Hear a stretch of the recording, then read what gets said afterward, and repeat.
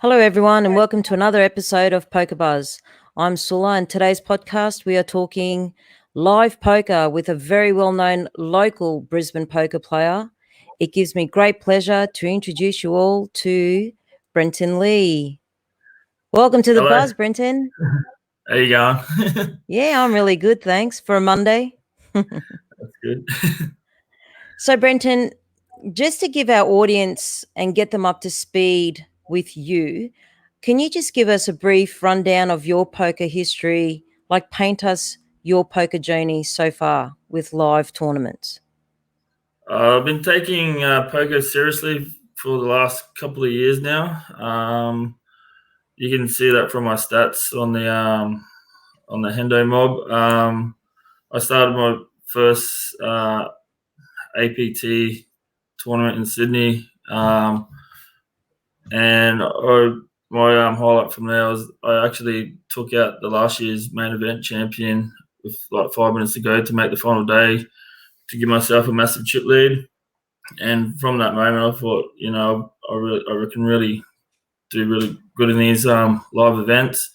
And then just kept going, following all the games around, and just kept getting final tables, results. And I'm ready to step it up now. It's been 2 years of good experience. So, that's it. Yeah, awesome. Well, it shows because let's talk, right? 2020 poker for you in the live arena. So, from the beginning of this year, you've played in the WPT series, you've played 𝐂'𝐄𝐄 Poker Series, and of recent, the APT Brisbane Series 2. And I must say, with some outstanding results in all three. So, if we can, let's recap, right? So, first off the rank is, I can see you're a bit of a short deck champion. So you've taken, first at WPT, first at the 𝐂'𝐄𝐄 Poker Super Series, and second at the APT Brisbane Series. So you're so close to a hat trick for 2020. Yeah. It would have been nice to get the hat trick. I think I would have been the first player in Australian history to win the same event at 3 different venues in a row. I was so close. I was there that moment when you're so close, and I was just there. It was just hard to explain the feeling I had, getting closer and closer to winning that trophy and not getting there. I was just more the bragging rights. I wanted to say, hey, I won the same event three venues in a row. You're like, who else has done this? Not many, no. Yeah. So congratulations. That's awesome. So, Yeah, thank Brenton, you. just for the audience and myself, because short deck is one of those games that I haven't been game enough to have a go at yet. Is it like switching your mindset from the normal Texas Hold'em and going into the rules of short deck? Like, because I know there is some different rules in the short deck. Can you explain like the differences for us? Well, it's, actually, WPT and 𝐂'𝐄𝐄, the rules are a little bit different. With hand rankings, what beats what. Also,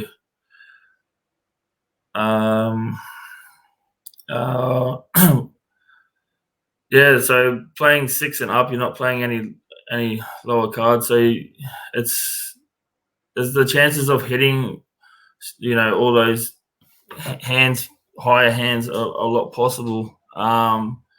So I seem to find playing like your pocket pairs, and if you're hitting the sets and that, I feel like you got a way better chance of taking down the hand if you pair the borders, stuff like that. A lot of people probably don't realize that because they've got picture cards all the time and they just constantly think they're good cards, but you got to actually, I don't know, you got to think about a lot more in such a shorter deck. So yeah. More variables. More variables. Yeah, so it makes you, the possibilities of hitting your hands are a lot higher. So all your opponents are going to be hitting good hands too. So you just got to try and work out if you got that better hand. So yeah. So forgive me if I'm wrong here. Is it a straight that beats a flush in short deck? So flush beats a flush beats for full house. It's different. Sometimes I even forget when I'm playing. I even pull out the hand rankings just to refresh my memory to convert myself. So because when you're why I playing, don't go there, horrible Brenton. time, and you gotta like, oh fuck, like it messes with your brain. You gotta think you're playing short deck. So yeah. Well done. You played exceptionally well, because obviously the statistics show, the results are showing. Yeah.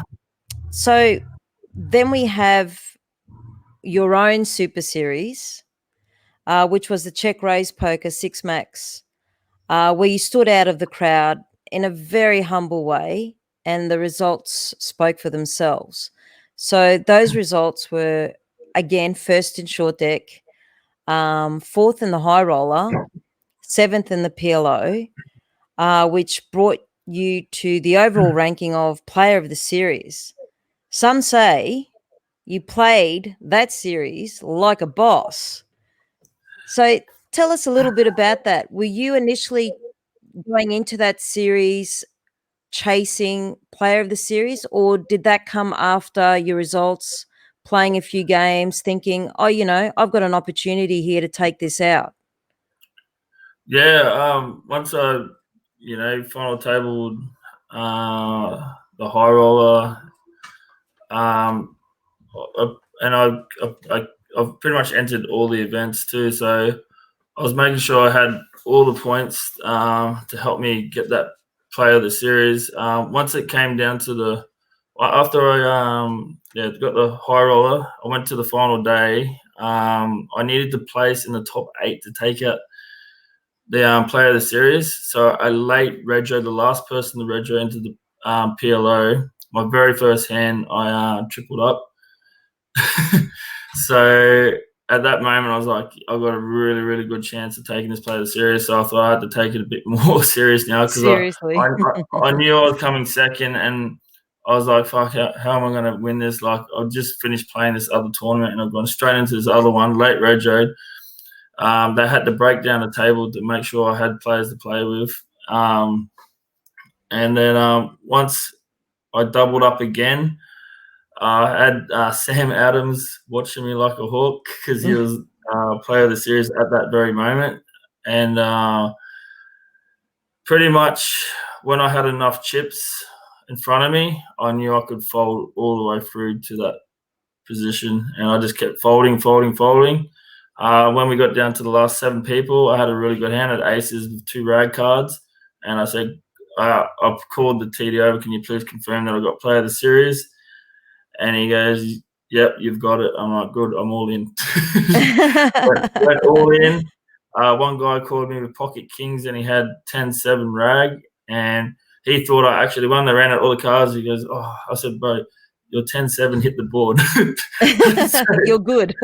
Yeah, you're good. I'm out. Thank you. So, yeah, I could have gone further in that tournament, but I was just, after that, I was just like, when you have a really good win, have a good series, you're not thinking straight. And I don't think I could play another tournament after that. I was just in such a good mood. So, yeah. You would have been exhausted too, because that takes a lot of stamina and energy. From my experiences at a lot of the games, you want to be staying very close to the game and not traveling after playing long hours and that, because you're pretty fatigued. You're just like traveling like, say, half an hour to an hour home, and then trying to get to sleep on a high because you're having such a good time. It's it gets pretty hard. So it's mentally exhausting, and then by the end of the series, you just want to sleep for 2 days straight. So yeah, I always make sure I'm staying at the hotel or something very close now, just to help with my game as well. So yeah, a lot of people do that. The more serious poker players, they like to stay close. Their diets, etc., they're on ball. Yeah. yeah, So everyone's got their own little thing they do to help themselves get through their game. So yeah, definitely. yeah, So then we come to your recent results, very recent results at the APT Brisbane series, which, might I add, include final table placing 5th out of 422 runners for the opening event. yeah, Another final table at placing 2nd out of 118 players for the Andrews Airport event. And then again, your signature event, short deck, placing 2nd. Like, can I yeah. just ask you, how familiar are you with final tables these days? Oh, Any better than others? I've lost count in the last 2 years. I've definitely done over probably 20 final tables, I think, in the last 2 years. So Not bad. yeah, So not with the bad. APT series, again, with your outstanding results, those results put you in 5th position overall for their player of the series as well. Yep. So, oh my gosh, like that's Yeah, within what, 6, 8 weeks, yeah. you win a player of the I, series, and then again, yeah. you're 5th in a player of the series. Yeah, Fantastic. it's a good result. I was a little bit disappointed myself because during the tournament I picked up on about 4 or 5 mistakes I made during the tournament, which cost me some points. Like I bubbled the PLO where I had a big chip stack and I tried to go for the win and bubbled, so I lost some points there. And then on that final table where I came 4th, I misread the person to my right's chip stack. So when I snap called them all in, I didn't realize we had the same stack. I thought they were short stack. So I snap called them. They had queens, had fours, and it pretty much ruined my chance of winning that tournament. I left myself with pretty much nothing. So those kind of points really mattered because the guys that were above me on the play of the series was also short stacked on the table. So if I just chilled out and let them get knocked out, I probably would have finished, I reckon, about 2nd on the play of the series if I just was a bit more patient and had a bit more focus on what was going around. Like as soon as you take one little thing, one little mistake, it can make a big difference at the end of the series. So yeah. But you can take Yeah. away that you gave your best, as always. Yeah, At yeah, least you definitely. can, look back and say to yourself, like exactly what you have. And then for the next one, Yeah, you're better prepared, so to speak. yeah, I won't be making those mistakes again. So it's just going to make me a better poker player. Yeah, and I can't wait to go step it up. So I'm looking forward to it. Talking about stepping up, right? So the next thing on your agenda, on your poker agenda, I know 𝐶'𝐄𝐄 has got another series coming up, their Super Series 6 Max, which is from the 18th of November to the 22nd. Are you Yep. planning on going back-to-back player of the series for that? I suppose I Wouldn't have that be to. awesome, hey?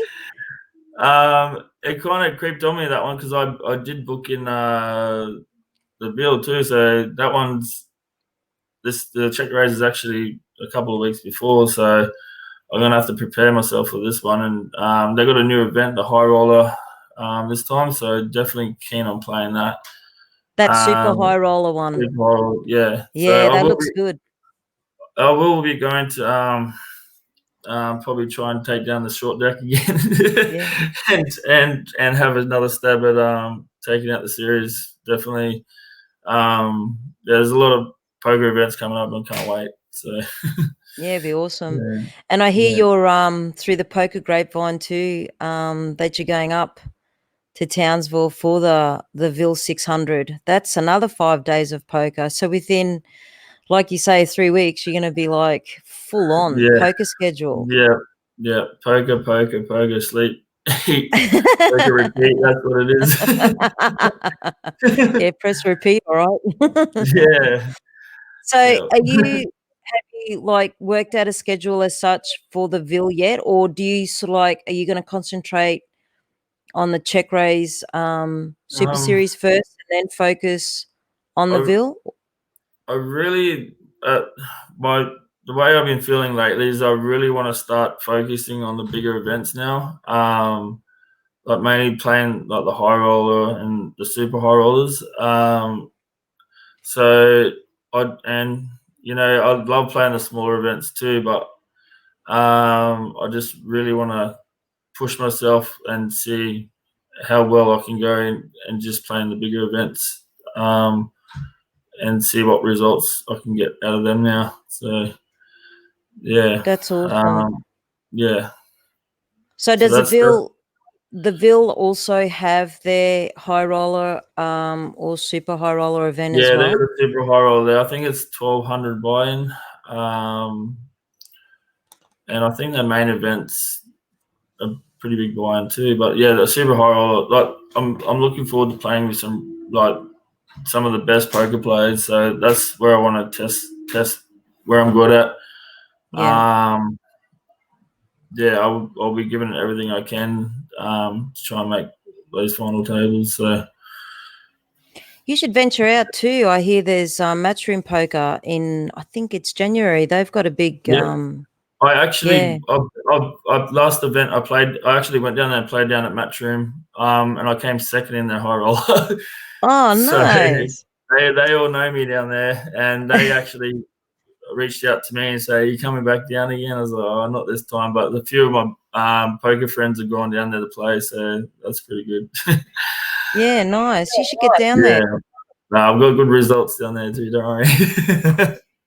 I can tell. So you can go down there and go for the first position this time. Yeah, that's it. Yeah, that was a pretty good game, that one. One of their regulars took out the win there. So.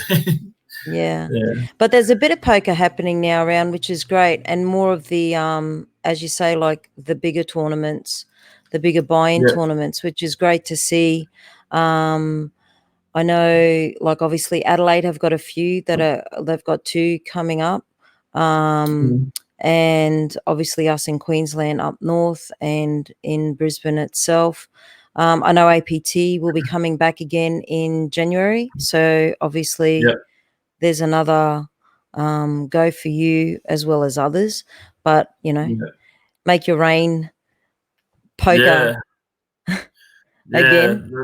The poker world's getting pretty big. It was getting pretty big before COVID. Unfortunately, we've had that break, but it'd be good to see it all coming back together now that a lot of the events are popping up again. So I can't wait. So, yeah. Oh, it's great to see. It's fantastic to see. Yeah. So, Brenton, before we go, and I appreciate your time, but are you up for 60 seconds with myself? No. Are you scared? Don't be scared. I'll let you know after if I'm still scared. Okay. Oh, really? Okay. Wait till I see you next in person. Okay, no, it's all good. Crack up. Anyway, all right, you ready? I'm going to put the timer on. Yep. I won't be hard on you, okay? I'll take it easy, all right? All right, also. Okay. Let's go. So, what's your best place to holiday? Best place to holiday. I went over to Europe a couple of years ago. That was really nice. Did 6 weeks over there. I love the food in that. But I had a poker holiday booked to go play at a big tournament in Brazil, and then COVID kicked in. So it's a holiday I never got to have. So that's probably the next one I want to definitely do when I can fly overseas again. So I'm hearing you. Yeah. So if your buy-in was taken care of for a $1 million guaranteed tourney, what would you choose? Would you rather online or live?